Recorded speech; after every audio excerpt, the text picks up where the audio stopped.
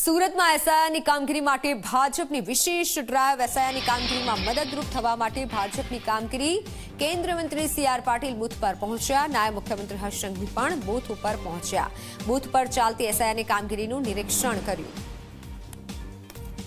એના માટે બીએલઓ અધિકારીઓ અને કાર્યકર્તાઓ જે મહેનત કરી રહ્યા છે એમને હું ખૂબ ખૂબ અભિનંદન આપું છું કે ખૂબ વિકટ પરિસ્થિતિમાં ટેકનિકલ એરર પણ ઘણીવાર આવવાને કારણે પણ ત્યારે મતદાર દિવસના કદાચ કામ પર ગયો હોય એના કારણે મળતો ન હોય, કદાચ એને અણસમજને કારણે એની પાસે પુરાવા મેળવવામાં પણ એમને મુશ્કેલી પડતી હોય, છતાં એ ખંત સાથે જે મહેનત કરી રહ્યા છે એવા બીએલઓને ફરીથી ખૂબ ખૂબ અભિનંદન આપું છું. અને આજ દિન સુધીમાં જે કામગીરી થઈ છે સંતોષકારક કામગીરી છે.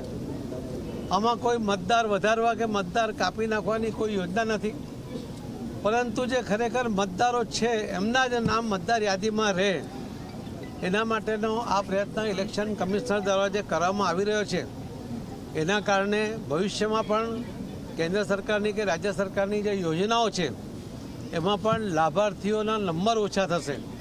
એના કારણે નાણાં પંચ અને નીતિ આયોગ પણ જે પ્લાનિંગ કરશે એ પણ ચોક્કસપણે થઈ શકશે. આજે ખૂબ મોટા પ્રમાણમાં વસ્તી હોવાને કારણે, બતાવતા હોવાને કારણે, એકથી વધુ જગ્યા નામ હોવાને કારણે બિનજરૂરી મલ્ટિપલ સંખ્યામાં મતદારો દેખાય છે ને એના કારણે એમની જે ગણતરી હોય છે ખોટી પડે છે.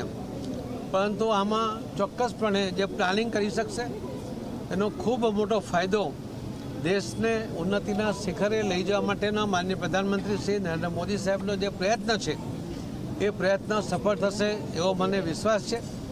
આમાં સૌ મતદાર ભાઈ બહેનો પણ પોતે પોતાનું નામ મતદાર યાદીમાં હોય એ ચેક કરી લે, ન હોય તો નોંધાવી લે. એકથી વધુ જગ્યાએ કદાચ રહી ગયો હોય, લગ્ન પહેલાંનું હોય, લગ્ન પછીનું હોય, ટ્રાન્સફરને કારણે હોય કે અન્ય કારણોસર જો એકથી વધુ જગ્યાએ હોય તો એ નામ પણ એક જ જગ્યાએ રાખવા માટે એ પ્રયત્ન કરી લે તો એના કારણે પણ દેશને ખૂબ મોટો ફાયદો થવાનો છે.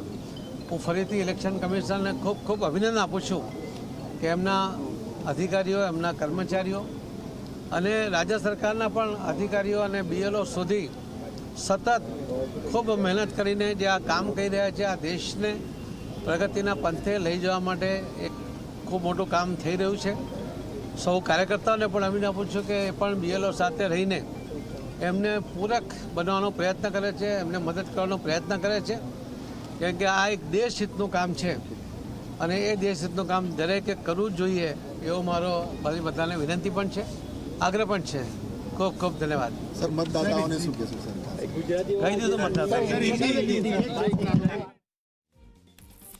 નામ બાકી હોય તો ઉમેરો કરાવી દે તેવું સી.આર. પાટીલે જણાવ્યું છે. એસઆઈઆર કામગીરીનું નિરીક્ષણ કર્યું. સૌ મતદાર પોતાનું નામ યાદીમાં છે કે નહીં તે તપાસ કરી લે.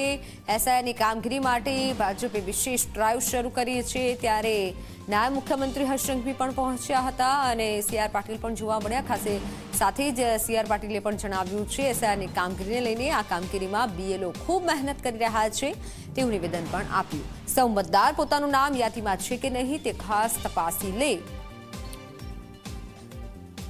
એસઆઈઆરની કામગીરીમાં મદદરૂપ થવા ભાજપની આ વિશેષ ડ્રાઈવ.